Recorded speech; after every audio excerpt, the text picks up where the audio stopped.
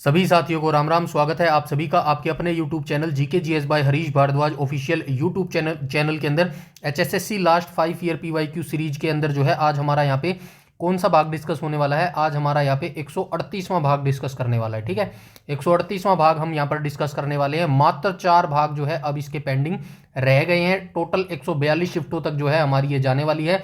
बेहद important playlist रहने वाली है हरियाणा जीके के रिगार्डिंग। ठीक है, हरियाणा जीके का रोल बहुत इंपॉर्टेंट है क्योंकि सीईटी मेंस में 20 नंबर की और जो आपका हरियाणा पुलिस में 20 नंबर की और जो आपका ग्रुप डी है ना उसके अंदर 25 मार्क्स की आएगी और सारे क्वेश्चन आपको ठीक करने हैं। 20 के 20, अगर 20 क्वेश्चन आएंगे तो 20 के 20 ठीक करने हैं और 25 आएंगे ग्रुप डी में तो 25 के 25 ठीक करने हैं। तभी जाके जो आपका टारगेट है ना उस पर आप अचीव कर पाएंगे। एक भी क्वेश्चन आपको गलत नहीं करना है और एक भी क्वेश्चन गलत नहीं करने का क्या मतलब है, आपको अच्छे खासे हरियाणा जीके पढ़नी पड़ेगी, डीपली पढ़नी पड़ेगी, सब कुछ पढ़ना पड़ेगा। ठीक है, 142 शिफ्ट अगर आप यहां से देख लेते हैं ना तो यहां पे मान के चलिएगा 5000 लगभग जो है आपके क्वेश्चन यहां पे रेडी हो जाएंगे। एक एक क्वेश्चन को काफी अच्छे तरीके से मैंने करवाया है, डिटेल से करवाया है। सारी जानकारी आपको लेनी चाहिए मेरे हिसाब से अगर आप एचएसएससी 2026 में एग्जाम दे रहे हैं मेरे भाई। ठीक है, ऐसे ही तैयारी करनी पड़ेगी। बेसिक ऊपर से जो है काम आपका नहीं चलने वाला। ठीक है, तो आप YouTube पे देखोगे टॉप हरियाणा जीके के new question, top 20 question, top 50 question, वहां से काम नहीं चलेगा। एक बार आपको डिटेल से हरियाणा जीके पढ़नी पड़ेगी। पूरे क्वेश्चन को जो है आपको स्टेटमेंट वाइज जो है पढ़ना पड़ेगा मेरे भाई। ठीक है, चलिए अपनी तैयारी अच्छे से करते रहिएगा। जैसे मैंने यहाँ पे 142 शिफ्ट करवा दी है ना हरियाणा जीके का, ऑलमोस्ट मैंने सारा कुछ कंप्लीट करवा दिया है। फिर भी देखिए कंप्लीट तो कोई ना इंसान होता है ना ही कोई चीज़ होती है। ठीक है, मेरे हिसाब से मैंने जितना लेवल मैं मेरा बेस्ट करवा सकता था उतना मैंने यहाँ पे करा दिया है। फिर भी सारे सब्जेक्ट एक बार कंप्लीट होने दो। अगर समय बचा यानी कि आपका रिटर्न एग्जामिनेशन हरियाणा पुलिस का नहीं हुआ, आई नो ग्रुप डी का तो नहीं होगा, मुझे पता है ग्रुप डी का 15 अप्रैल के बाद ही जाएगा। अगर आपका हरियाणा पुलिस का भी इस सिलेबस के बाद होता है ना तो डोंट वरी, आपके एमसीक्यू भी मैं तैयारी बड़ी अच्छी करवा दूंगा। ठीक है, सारे एमसीक्यू दे दूंगा। जो आपकी एग्रीकल्चर वाली सीरीज आप देख रहे हैं ना, बहुत सारे बच्चे वहां पर जो है बहुत अच्छे अच्छे कमेंट करते हैं। मैं माफी चाहता हूं, उनका जो है मैं धन्यवाद नहीं कर पा रहा अभी। लेकिन यकीन मानिएगा अगर ऐसे 27 वीडियो आप देख लेंगे ना ये एग्रीकल्चर वाली तो यकीन मानिएगा जो 5 से 7 नंबर की हरियाणा पुलिस में एग्रीकल्चर आती है ना उससे बाहर नहीं जाएगी मेरे भाई। ठीक है, अभी आप जो है थ्योरी पढ़ रहे हैं, आपको अच्छा नहीं लग रहा, मुझे भी पता है। डोंट वरी, एक बार थोड़ा सा टाइम मिल जाने दीजिएगा। ये जो एग्रीकल्चर के 27 वीडियो करवाए हैं ना मैंने, इन्हीं में से आपको एमसीक्यू बना के भी दे दूंगा मेरे भाई। ठीक है, तब आपको जो है वो चीज़ें और आसान लगने लगेगी। जो आपने थ्योरी पढ़ी होगी ना तब आप उस एमसीक्यू को जो है अटेम्प्ट करने की कोशिश करना, तब आपको वो चीज़ें बहुत ही अच्छी और प्यारी लगने लग जाएगी मेरे भाई। ठीक है, इसीलिए यहाँ पे बोरिंग चीजें हमको लग रही है और हम बोरिंग चीजें ही करेंगे। क्यों करेंगे? क्योंकि सिलेक्शन यहीं से निकलता है मेरे भाई। ठीक है, समझ गए? तो चलिए आज के वीडियो सेशन की हम शुरुआत कर लेते हैं, पार्ट नंबर 138 का। ठीक है, 4 वीडियो इसके अंदर बाकी है, यानी कि नेक्स्ट वीक से हमारी क्या स्टार्ट हो जाएगी, नेक्स्ट वीक से हमारी इंडिया जीके जो है मेरे भाई स्टार्ट हो जाएगी मेरे भाई। ठीक है, वहां पे भी हम टॉप एमसीक्यू देखेंगे क्योंकि टॉपिक वाइज करेंगे तो इतना टाइम नहीं है हरियाणा पुलिस में अभी। ठीक है, तो हम वहां पे जो है क्वेश्चन वाइज ही देखने वाले हैं। ऐसे ही मैं क्वेश्चन वहां पे कराऊंगा और उनका डिटेल एक्सप्लेनेशन आपको बताऊंगा मेरे भाई। ठीक है, क्योंकि इंडिया जीके का कोई अंत नहीं है मेरे भाई। इंडिया जीके तो तब अच्छी लगती है करने के लिए तब आपके पास पर्याप्त समय हो, 6 से 8 महीने का समय हो ना, उस केस में जो है आप इंडिया जीके डिटेल से कर सकते हैं मेरे भाई। ठीक है, अभी सिर्फ हम जो है क्वेश्चनों के माध्यम से चलेंगे जितने भी इंपॉर्टेंट क्वेश्चन लगेंगे मेरे भाई। ठीक है, समझ गए? चलिए क्वेश्चन नंबर फर्स्ट पर चलते हैं। क्वेश्चन नंबर फर्स्ट में क्या बोला गया? क्वेश्चन नंबर फर्स्ट में बोला गया थानेसर का डैश पुराना नाम। तो थानेसर का पुराना नाम क्या हो जाएगा भाई? कुरुक्षेत्र हो जाएगा। ठीक है, थानेसर डैश का पुराना नाम है, माफ कीजिएगा क्वेश्चन गलत पढ़ गया मैं।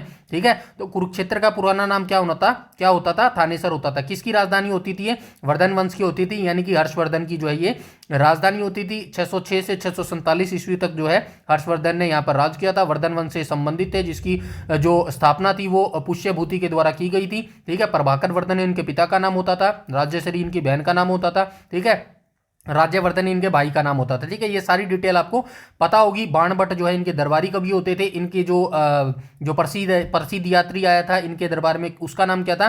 ह्वेनसांग इसका नाम होता था, जिसको क्या कहा जाता था? राजकुमारों का राजकुमार कहा जाता था। ठीक है, ये सारी जानकारी मैं पिछली वीडियोज में डिटेल से बता के आया हूँ हमको। ठीक है, आई होप आप पिछली वीडियोज एक एक करके सारी देख रहे होंगे। यकीन मानिएगा अभी आपके पास 75 दिन है। किसके 75 दिन है? हरियाणा ग्रुप डी के आपके पास जो है 75 दिन है भाई। ठीक है। ग्रुप डी की जो बच्चा तैयारी कर रहा है ना, तो वो इन पूरी 142 शिफ्टों को जो है आराम से देख सकता है भाई, ठीक है। आराम से कैसे देख सकता है, अभी 75 दिन है, यानी कि एक दिन की 2 वीडियो देखेगा ना तो भी 142 शिफ्ट आपकी कंप्लीट हो जाएगी। और हरियाणा पुलिस के लिए अब आप कहोगे इतने दिन में कैसे देखे, बिल्कुल देखनी पड़ेगी, चाहे एक दिन में आप 3-3 4-4 वीडियो देख डालो, जितना देख सको उतना कम है मेरे भाई। वो कहते हैं ना, जितना मांगो उतना कम है, तो जितना देख डालो उतना ही कम है। जितनी पढ़ाई करोगे, जितना अपने माइंड को एक्सप्लोर करोगे उतना कम है आपके रिटर्न एग्जामिनेशन हरियाणा पुलिस के लिए मेरे भाई, ठीक है। तो याद रखना क्वेश्चन नंबर फर्स्ट का जो है ऑप्शन नंबर बी यहां पर करेक्ट हो जाएगा। यहां पे डिटेल से भी मैंने लिख दिया है, आराम से बैठ के इसको पढ़ लेना, ठीक है। गठन की तिथि जरूर याद रखना, बस कुरुक्षेत्र जिले का जो गठन है 23 जनवरी 1973 को जो है इसका गठन हुआ था, और करनाल जिले से जो है अलग करके इसको बनाया गया था मेरे भाई, ठीक है। यहां तक सारी चीजें क्लियर है। आगे चलते हैं क्वेश्चन नंबर सेकंड पर चलते हैं। क्वेश्चन नंबर सेकंड में क्या बोला गया है, तो क्वेश्चन नंबर सेकंड में बोला गया हरियाणा के प्रथम मुख्यमंत्री कौन थे, तो आप सभी जानते हैं भगवत दयाल शर्मा जो है, ऑप्शन नंबर सी यहां पर बिल्कुल करेक्ट हो जाएगा। इनका जो जन्म था वो कहां पर हुआ था, झज्जर से इनका संबंध है, झज्जर के बेरी गांव से जो है इनका संबंध है मेरे भाई, ठीक है। ये चीज आप याद रखेंगे। बाकी चौधरी देवीलाल का आप सभी जानते हैं भाई कहां से संबंध है इनका सिरसा के चौटाला गांव से जो है संबंध हो जाएगा मेरे भाई, ठीक है। आगे चलते हैं, क्वेश्चन नंबर सेकंड का ये हो गया। बाकी ये देख लेना, 1 नवंबर 1966 से 23 मार्च 1967 तक जो है इनका कार्यकाल रहा था, और ये जो है राष्ट्रीय कांग्रेस से संबंधित है। इसके बाद जो है दूसरे मुख्यमंत्री हरियाणा के कौन बने थे, राव वीरेंद्र सिंह बने थे मेरे भाई, ठीक है। राव वीरेंद्र सिंह बने थे भाई, वीरेंद्र सिंह बने थे। और जो है पहली बार इलेक्शन, ये भी आप याद रखना, पहली बार इलेक्शन हरियाणा में कब हुए थे, तो पहली बार इलेक्शन जो है हरियाणा में मार्च 1967 में हुए थे, और यहीं पर जो है ये दूसरे सीएम बने थे हरियाणा के, और ये गैर कांग्रेसी बने थे मेरे भाई, ठीक है। गैर कांग्रेसी ये बने थे मेरे भाई, ठीक है। ये आप याद रखेंगे, ठीक है। राजनीतिक दल की बात करें तो ठीक है, राष्ट्रीय कांग्रेस से ये संबंधित थे, और जो राव वीरेंद्र सिंह थे ना, इन्होंने ये जो है कांग्रेस से संबंधित नहीं होते थे मेरे भाई, ठीक है। फटाफट कमेंट सेक्शन में मुझे बताओ, राव वीरेंद्र सिंह ने जो है कौन सी पार्टी का गठन किया था मेरे भाई, ठीक है। हरियाणा विकास पार्टी का गठन किया था या फिर हरियाणा विशाल पार्टी का गठन किया था, फटाफट बताओ। आगे चलते हैं क्वेश्चन नंबर 3 पर चलते हैं भाई, ठीक है। अच्छा, ये चीज और याद रखना भाई, अन्य भूमिका की बात करें ना, ये जो भगवत दयाल शर्मा थे, मुख्यमंत्री के अलावा इन्होंने ओडिशा और मध्य प्रदेश के राज्यपाल के रूप में भी कार्य किया है। क्या ये लाइन इंपॉर्टेंट है, बिल्कुल इंपॉर्टेंट है। आपसे डायरेक्ट पता है कैसे क्वेश्चन पूछा जाएगा, आपसे ये पूछा जाएगा, हरियाणा के जो प्रथम मुख्यमंत्री होते थे भगवत दयाल शर्मा, बताइए मुख्यमंत्री के साथ जो है ये किस किस राज्य के जो है ये राज्यपाल भी रहे, तो डायरेक्ट आपको याद रखना पड़ेगा, ओडिशा और मध्य प्रदेश के जो है ये राज्यपाल भी रहे मेरे भाई, ठीक है। डायरेक्ट पूछा जाएगा, इसीलिए यहां पे लिखा गया है मेरे भाई, ठीक है। आगे चलते हैं क्वेश्चन नंबर 3 के ऊपर।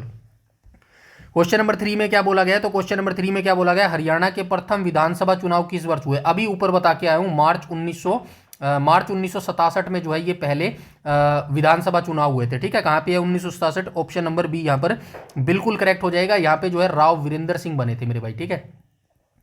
ये ऊपर बता दिया है, राव वीरेंद्र सिंह जो है ये बने थे, और ये गैर कांग्रेसी बने थे मेरे भाई, ठीक है। लिखा भी होगा यहाँ पे देखो, राव वीरेंद्र सिंह जो है 1967 चुनाव के बाद जो है मार्च में बने थे। प्रथम विधानसभा अध्यक्ष कौन बनी थी, छन्नो देवी बनी थी, आप सभी जानते हैं। प्रथम पुरुष विधानसभा अध्यक्ष राव वीरेंद्र सिंह ही बने थे, ठीक है। ये भी आप याद रखना, ठीक है ना। मुख्यमंत्री भी ये बने थे, ये दूसरे मुख्यमंत्री बने थे, और पहले जो है पुरुष विधानसभा अध्यक्ष कौन बने थे, राव वीरेंद्र सिंह बने थे, ठीक है। पहली महिला बनी थी छन्नो देवी, ठीक है ना। आई होप ये चीजें आपको पता होगा। 1966 के गठन के समय 54 सीटें होती थी हरियाणा के अंदर, 10 इसमें आरक्षित सीटें होती थी। इसके बाद 1967 में ये सीटों को बढ़ा दिया गया, मार्च 1967 में सीटों की संख्या बढ़ाकर 81 कर दी गई, और ठीक है 81 कर दी गई थी। और इसके बाद जो है 1977 में जो है सीटों की संख्या को बढ़ाकर 90 कर दिया गया था, जिसमें 17 सीटें जो है आरक्षित होती थी मेरे भाई, ठीक है। ये आप याद रखना। इसके बाद आई होप आपको पता होगा लोकसभा की सीटें हरियाणा में कितनी है, लोकसभा की सीटें हरियाणा में 10 है, इसके अंदर 2 जो है आरक्षित सीटें हैं मेरे भाई, ठीक है। 2 आरक्षित सीटें हैं, और कौन कौन सी है, सिरसा और कौन सी हो जाएगी, सिरसा और अंबाला हो जाएगी मेरे भाई, ठीक है। सिरसा और अंबाला ये जो है आरक्षित सीट हो जाएगी लोकसभा की मेरे भाई, ठीक है। वर्तमान यहाँ पे 1966 लिख रखा है ना, वर्तमान में 2026 का आई होप आपको पता होगा विधानसभा अध्यक्ष कौन हो जाएंगे, हरविंदर कल्याण हो जाएंगे, ठीक है। हरविंदर कल्याण हो जाएंगे, ठीक है, हरविंदर कल्याण हो जाएंगे। और उपाध्यक्ष की बात करूं तो कौन हो जाएंगे, उपाध्यक्ष कौन हो जाएंगे, कृष्ण लाल मिड्डा हो जाएगा मेरे भाई, ठीक है। कृष्ण लाल मिड्डा हो जाएगा, ठीक है। तो ये दोनों जो है आप याद रखेंगे मेरे भाई, ठीक है। आगे चलते हैं क्वेश्चन नंबर 4 के ऊपर। क्वेश्चन नंबर 4 में क्या बोला गया है, तो क्वेश्चन नंबर 4 में बोला गया है हरियाणा सरकार ने फरीदाबाद के निष्क्रिय थर्मल पावर प्लांट, निष्क्रिय मतलब यहाँ पे जो है एक प्रकार से जो है खराब थर्मल पावर प्लांट है ये, इसका कोई काम नहीं है, प्लांट में डैश के कार्यान्वयन करने की परियोजना शुरू की है। तो हरियाणा सरकार ने फरीदाबाद में एक खराब जो है नाकाम थर्मल पावर प्लांट पड़ा है, यहां पर किसके कार्यान्वयन के लिए, तो यहां पर ground mounted solar PV plant के लिए जो है परियोजना शुरू की है। इसके बारे में थोड़ा सा आप जरूर जान लीजिएगा। यहाँ पे देखो ये जो परियोजना का मैं ये थोड़ा सा बायोडाटा आपको देता हूं ना, ये है तो पुराना करंट अफेयर मैं मानता हूं, लेकिन फिर भी जो है ये पूछा जा सकता है आपको। और वर्तमान में हरियाणा का अगर आप करंट अफेयर पढ़ रहे हैं ना, तो आपको ऐसे ही पढ़ना पड़ेगा, परियोजना के बारे में कुछ डिटेल आपको पता होना चाहिए। पता नहीं है एचएसएससी कौन सी लाइन उठा के पूछ ले, क्या पता आपसे एचपीजीएसएल पूछ ले, क्या पता आपसे मेगावाट क्षमता पूछ ले, क्या पता आपसे क्या पूछ ले भाई, और क्या पूछ सकता है इसके अंदर, और क्या पूछ सकता है, और तो बस यही है, क्या पता भाई आपसे डिस्ट्रिक्ट पूछ ले, तो कुछ भी आपसे पूछ सकता है। इसीलिए शॉर्ट एक्सप्लेनेशन यानी कि शॉर्ट डिस्क्रिप्शन जो है आपको पता होना चाहिए, ठीक है। अब आइए जान लेते हैं इसके बारे में। वर्तमान का करंट अफेयर आपको ऐसे ही करना है, अगर कहीं नहीं मिल रहा तो डोंट वरी, थोड़ा सा पेशेंस रखिएगा। नेशनल करंट अफेयर जो है मैं बहुत जल्द इसको खत्म कर दूंगा, ठीक है। इसकी जो है 9 क्लास मैं करवा चुका हूं, यानी कि 8 क्लास हो चुकी है, 9वीं क्लास इसी शनिवार को आएगी, ठीक है। इसमें ज्यादा से ज्यादा 15 क्लास होगी या फिर 16 क्लास होगी, ठीक है। ये पूरा 2024 का मैं कंप्लीट करवा दूंगा मेरे भाई, ठीक है। उसके बाद ऐसे ही नेशनल करंट अफेयर 2025 का करवाऊंगा, और उसके बाद हमारी हरियाणा करंट अफेयर स्टार्ट हो जाएगी मेरे भाई, ठीक है। हरियाणा करंट अफेयर स्टार्ट हो जाएगी, और ऐसे ही जो है हरियाणा करंट अफेयर भी हम करने वाले हैं मेरे भाई। डिटेल से ही करना होगा, तभी जाके सिलेक्शन सुनिश्चित हो सकता है, ठीक है। तो ये देख लेना, परियोजना फरीदाबाद के निष्क्रिय थर्मल पावर प्लांट की खाली पड़ी जमीन और ऐश डाइक क्षेत्र का उपयोग ground mounted solar PV plant लगाने के लिए किया जा रहा है। क्षमता इसकी कितनी है, एचपीजीएसएल ने यहाँ 20 मेगावाट क्षमता का ग्रिड कनेक्टेड सोलर प्लांट जो है स्थापित करने के लिए जो निविदाएं है ना वो जारी की है, ठीक है। ये उद्देश्य पढ़ लेना, और यहाँ पे जो है इसका क्षेत्रफल पढ़ लेना, ठीक है। तो ये एक पूरा अगर स्टेटमेंट बेस्ड क्वेश्चन बना के दे देना तो कोई शॉकिंग वाली बात नहीं है, इसीलिए बोल रहा हूं आपको स्टेटमेंट बेस्ड क्वेश्चन के लिए तैयार रहना चाहिए, ठीक है। 4 स्टेटमेंट बेस्ड बना देगा। पहला कह देगा, बताइए, पहला स्टेटमेंट दे देगा ये फरीदाबाद के अंदर अवस्थित है। दूसरा कह देगा एचपीजीसीएल ने जो है 20 मेगावाट क्षमता के लिए grid connected solar power plant जो है स्थापित करने के लिए निविदाएं जारी की है। तीसरा कह देगा 151.78 एकड़ जमीन आवंटित है। लास्ट में कह देगा बताइए निम्नलिखित में से कौन सा कथन जो है सत्य है, ठीक है। या तो ये दे देगा या फिर असत्य कह देगा, और एक बीच में से गलत दे देगा, ठीक है। उस केस में आप उस क्वेश्चन को नहीं कर पाएंगे। डिटेल आपको जानकारी पता होनी चाहिए, इसीलिए बार बार बोल रहा हूं मेरे भाई, ठीक है। आगे चलते हैं क्वेश्चन नंबर 5 पर। क्वेश्चन नंबर 5 में क्या बोला गया, अच्छा क्वेश्चन नंबर 5 काफी इंपॉर्टेंट है भाई। देखो, खाद्य प्रसंस्करण मंत्रालय की मेगा फूड पार्क्स योजना के तहत डैश में मेगा फूड पार्क स्थापित किया जा रहा है। अभी 2 दिन पहले जो है मैंने क्या बताया था, हरियाणा का मेगा फूड पार्क बताया था, ठीक है। हरियाणा का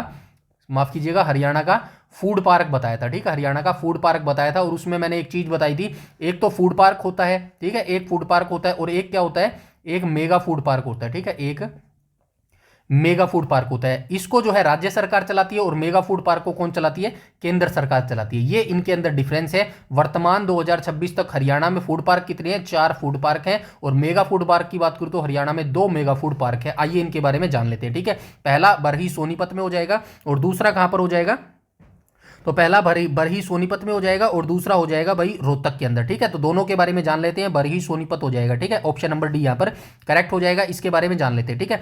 तो ये देखो, हरियाणा में प्रमुख मेगा फूड पार्क 2026 तक, मेगा फूड पार्क बरही एक तो सोनीपत के अंदर है, ठीक है। कार्यान्वयन एजेंसी यानी कि इसको चलाता कौन है, HSIIDC जो है इसको चलाता है। इसकी फुल फॉर्म जरूर याद रखना, बहुत बार पूछी जा चुकी है। हरियाणा राज्य औद्योगिक एवं अवसंरचना विकास इसकी जो है फुल फॉर्म हो जाएगी। कहां पर अवस्थित है, जिला सोनीपत के अंदर जो है, बरही के अंदर ये अवस्थित है। और क्षेत्रफल कितना है, 75 एकड़ के अंदर ये फैला हुआ है। स्थिति जो है 2015-16 में जो है स्वीकृति मिली थी। बुनियादी ढांचा 2018 तक तैयार हो गया था, और 2024 तक जो है चालू, ठीक है ना। तो ये चीजें सारी आपको याद रखनी है, यकीन मानिएगा। स्टेटमेंट बेस्ड क्वेश्चन पूछ लेगा, नहीं बता पाओगे, बार बार बोल रहा हूं मेरे भाई, ठीक है। और मैं ये आपका अटेम्प्ट ये मान के चल रहा हूं कि ये आपका अंतिम अटेम्प्ट है, और यहां पर आपको सरकारी नौकरी लेनी ही लेनी है, बहुत जरूरी है। हरियाणा पुलिस के अंदर सरकारी लेनी बेहद जरूरी है। क्यों जरूरी है, क्योंकि अगर आपका हरियाणा पुलिस में सिलेक्शन नहीं होगा ना मेरे भाई, थोड़ा सा बता देता हूं, अगर आपका हरियाणा पुलिस में सिलेक्शन नहीं होगा ना, तो उसके बाद अगर आपकी एज चली जाएगी ना, तो उसके बाद आप 70+ मार्क्स का ही आपको लाने पड़ेंगे। कहां पर लाने पड़ेंगे, CET प्री के अंदर, ठीक है। सीईटी परी के अंदर जब आप 70+ मार्क्स लाएंगे ना, तभी आपका कोई जो है वैल्यू होगी, तभी आपका नाम किसी सीईटी मेंस एग्जाम में आ सकता है। अन्यथा आप भूल जाना कि आपका नाम किसी भी मेंस एग्जाम में आएगा मेरे भाई, ठीक है। तो हरियाणा पुलिस एक वही कड़ी है जो हर बच्चे को मौका देती है। यहां पर जो बच्चा सिलेक्शन ले जाएगा उसका जीवन जो है सफल हो जाएगा, उसके जीवन की टेंशन खत्म हो जाएगी मेरे भाई। यहाँ पे सिलेक्शन होने के बाद आप तैयारी करो ना, किसी भी एग्जाम की तैयारी करो। और छोटे एग्जाम की तैयारी क्यों करनी है, मैं ऐसा नहीं कहता, माफ कीजिएगा, छोटा एग्जाम कोई भी नहीं होता, ठीक है ना। आप तैयारी कीजिएगा, सीधा तैयारी करो एचसीएस की, सीधा तैयारी करो आरएएस की, सीधा तैयारी करो यूपीपीसीएस की, इनकी तैयारी करो ना दबा के। एक बार आप अपने फ्यूचर को सिक्योर कर लो, यकीन मानिएगा जो टेंशन खत्म हो जाती है ना इंसान के सिर पे से, फिर हर एक एग्जाम आपको इजी लगना लग जाएगा और हर एग्जाम आपका निकल भी जाएगा मेरे भाई, ठीक है। तो इसीलिए बोल रहा हूं एक बार नौकरी ले लो, हरियाणा पुलिस में लग जाओ। और इतना आसान भी नहीं है मेरे भाई हरियाणा पुलिस में लगना, ठीक है। बाकी आपको पता लग जाएगा, जो एग्जाम दोगे ना उसके बाद आपको सारी सच्चाई खुद ब खुद पता लग जाएगी मेरे भाई, ठीक है। चलिए आगे चलते हैं। अच्छा, ये रह गया दूसरा मेगा फूड पार्क कहां पर अवस्थित है, रोहतक के चीरी में अवस्थित है। इसको कौन चलाता है, इसको हैपड़ चलाता है। दोनों अलग अलग कंपनी है, याद रखना भाई ये चीज, ठीक है ना। ये यहीं से बारीकी अंतर पूछा जाएगा, कभी आपको लगे भाई दोनों को एक ही चलाता है, वहां पे HSIIDC चलाता था ना, HSIIDC, तो यहां पर जो है इसको हैफड़ चलाता है, याद रखना, ठीक है ना। इसको हैफड़ चलाता है। और ये स्थान कहां पर है, चीरी IMT रोहतक के जो है नेशनल हाईवे 10 के पास अवस्थित है। आधारशिला इसकी कब रखी गई थी, सितंबर 2019 में रखी गई थी। और लगभग जो है 179.75 करोड़ रुपए इसके अंदर लागत आई है। विशेषता क्या है, कोल्ड स्टोरेज है मेरे भाई, ठीक है। सारी चीज आपको बिल्कुल याद रखनी है मेरे भाई, ठीक है। चलिए आगे चलते हैं क्वेश्चन नंबर 6 के ऊपर। क्वेश्चन नंबर 6 में क्या बोला गया है, क्वेश्चन नंबर 6 में बोला गया अमेरिका स्थित सिस्को ने हरियाणा के गुरुग्राम जिले में डैश का शुभारंभ किया है। तो ये जो सिस्को कंपनी है ना, सिस्को अमेरिका की सबसे बड़ी कंपनी है, ठीक है। और ये जो है क्या हो जाएगा, ग्लोबल सर्वर लैब हो जाएगा, cyber range lab, option number D हो जाएगा, ठीक है। तो ये ग्लोबल साइबर रेंज लैब हो जाएगी। इसकी जो है उद्घाटन इन्होंने किया था, कब किया था, 2017 में किया था। 2017 में जो इसका उद्घाटन किया था, यहां से पढ़ लेना भाई, अमेरिका की प्रमुख नेटवर्किंग और आईटी कंपनी है सिस्को। इसने मई 2017 में गुरुग्राम में अपनी ग्लोबल साइबर रेंज लैब का जो है उद्घाटन किया था। उद्देश्य क्या है इसका, इस लैब की स्थापना मुख्य उद्देश्य साइबर हमलों से निपटने के लिए सरकारी और निजी क्षेत्रों के पेशेवर को प्रशिक्षण देना और सुरक्षित डिजिटल बुनियादी ढांचा तैयार करना है मेरे भाई, ठीक है। यहां तक सारी चीजें क्लियर है, आगे चलते हैं।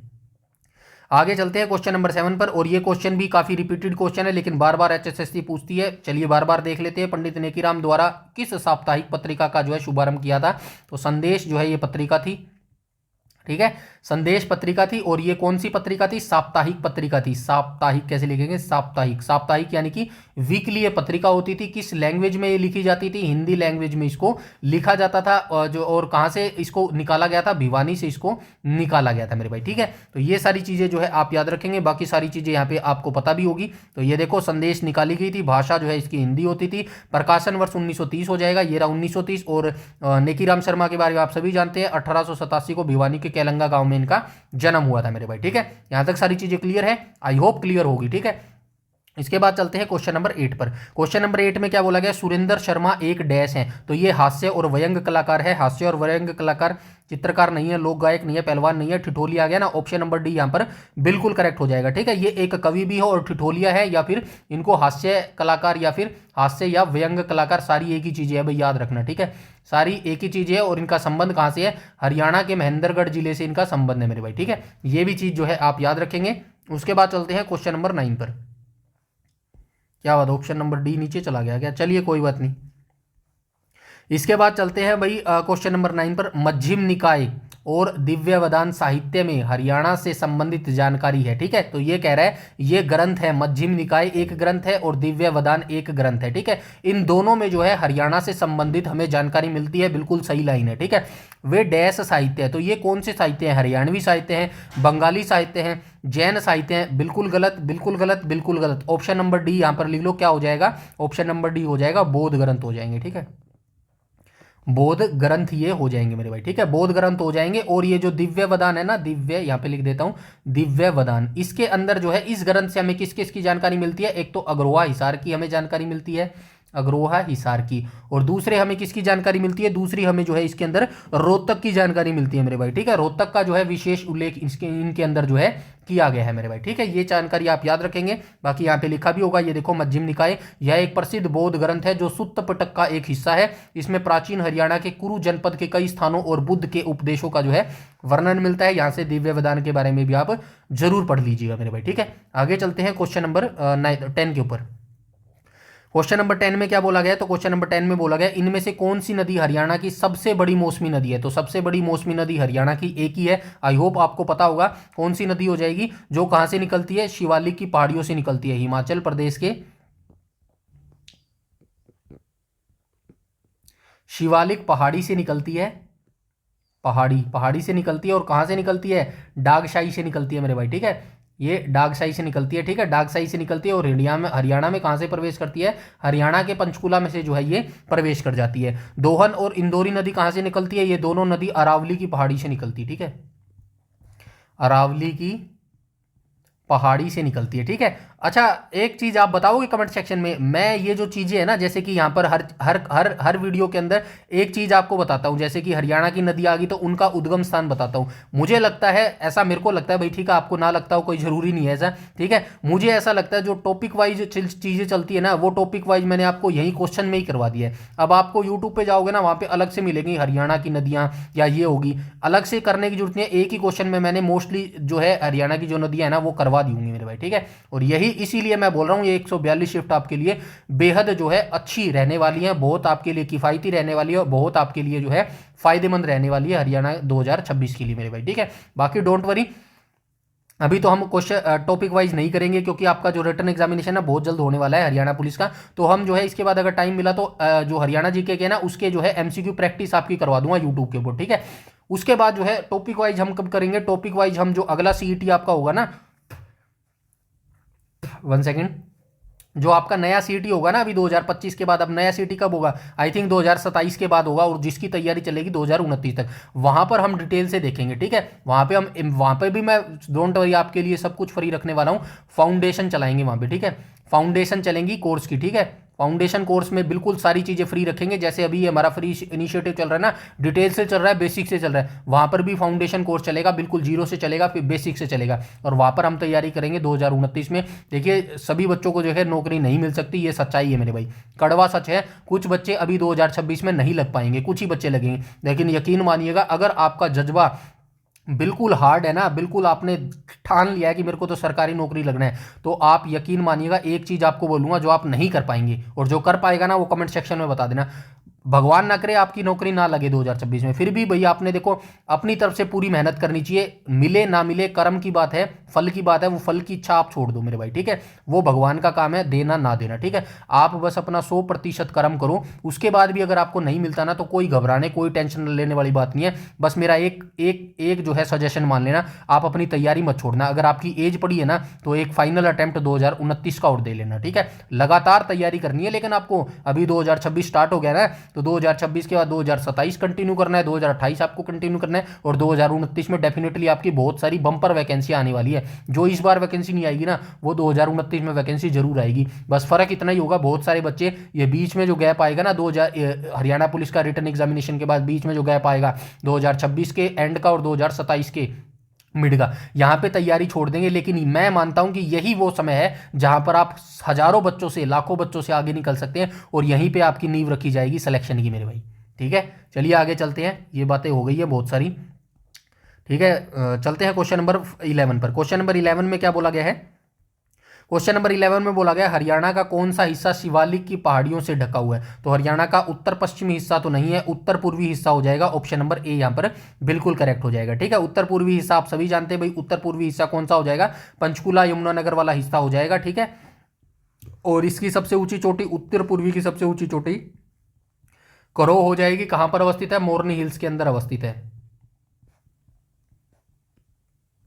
1467 मीटर इसकी हाइट हो जाएगी, ठीक है। ये भी आप याद रखेंगे मेरे भाई, ठीक है। और दक्षिणी पश्चिमी दिया गया है, चलो कोई बात नहीं, दक्षिणी पश्चिमी दिया गया तो इसको भी लिखते हैं, यहाँ पे जो है अरावली पहाड़ी हो जाएगी, ठीक है, अरावली पहाड़ी हो जाएगी। इसकी सर्वोच्च चोटी जो है कहां पर हो जाएगी, तो इसकी सर्वोच्च चोटी भाई महेंद्रगढ़ नारनौल हो जाएगी, ठीक है। चलिए महेंद्रगढ़ लिख देते हैं, महेंद्रगढ़ लिख देते हैं, महेंद्रगढ़ के नारनौल में, और नारनौल के कहाँ पर अवस्थित है, नारनौल के कुलजातपुर गांव में अवस्थित है, ठीक है, कुलजातपुर गांव में अवस्थित है। हाइट कितनी हो जाएगी, 652 मीटर इसकी हाइट हो जाएगी। नाम क्या हो जाएगा, ढोसी की पहाड़ी हो जाएगी, ठीक है, ठीक है, समझ गए मेरे भाई। ऐसे ही हम दोनों भाइयों को मिलकर ऐसी तैयारी करनी है जिससे आपका सिलेक्शन हो जाए 2026 में मेरे भाई, ठीक है। आगे चलते हैं क्वेश्चन नंबर 12 के ऊपर। क्वेश्चन नंबर 12 में क्या बोला गया, हरियाणा का राष्ट्रीय दुग्ध अनुसंधान संस्थान डैश में स्थित है। तो ये किसकी बात कर रहा है, ये एनडीआरआई की बात कर रहा है, ठीक है। एनडीआरआई की फुल फॉर्म क्या हो जाएगी, पता है किसी को, एनडीआरआई की जो फुल फॉर्म है वो क्या हो जाएगी, तो क्या हो जाएगी, नेशनल डेयरी रिसर्च इंस्टीट्यूट जो है इसकी फुल फॉर्म हो जाएगी। और ये कहाँ पर अवस्थित है, ये करनाल में अवस्थित है, ठीक है, करनाल में अवस्थित है। स्टार्टिंग की बात करूं तो 1923 में इसकी स्थापना कहां की गई थी, बेंगलोर में इसकी स्थापना की गई थी, ठीक है, बेंगलोर में इसकी स्थापना की गई थी। लेकिन 1955 में जो है इसको ट्रांसफर कहां कर दिया गया था, इसको ट्रांसफर 1955 में करनाल कर दिया गया था, ठीक है। ऑप्शन नंबर ए यहां पर बिल्कुल करेक्ट हो जाएगा मेरे भाई, ठीक है। यहां पे लिखा भी होगा, ये देखो, NDRI national dairy research institute Haryana के करनाल में स्थित है। इसकी स्थापना कब हुई थी, इतिहास 1923 में बेंगलोर में imperial institute of animal husbandry एवं एंड डेयरी के रूप में इसकी स्थापना हुई थी, जिसे बाद में 1955 में करनाल स्थानांतरित कर दिया गया था। बस ये लाइन आप जरूर याद रखना, ये सारी लाइन आपको पता होगी आई नो, लेकिन ये जरूर याद रखना, इसे वर्ष 1989 में डीम्ड विश्वविद्यालय का जो है दर्जा मिल गया था मेरे भाई, ठीक है। ये लाइन भी आप जरूर याद रखेंगे। आइए चलते हैं नेक्स्ट क्वेश्चन नंबर 13 पर। क्वेश्चन नंबर 13 में क्या बोला गया है, तो क्वेश्चन नंबर 13 में बोला गया यमुना नदी हरियाणा की पूर्वी सीमा पर बहती है, ठीक है। तो ऑप्शन नंबर पूर्वी सीमा हो जाएगा, ठीक है। और ये किस किस के बीच में बहती है, ये हरियाणा वर्सेज यूपी के बीच में बहती है। कितने किलोमीटर बहती है, 320 किलोमीटर जो है ये लंबी सीमा रेखा जो है बनाती है। कहां से निकलती है, यमुनोत्री से निकलती है, यमुनोत्री ग्लेशियर,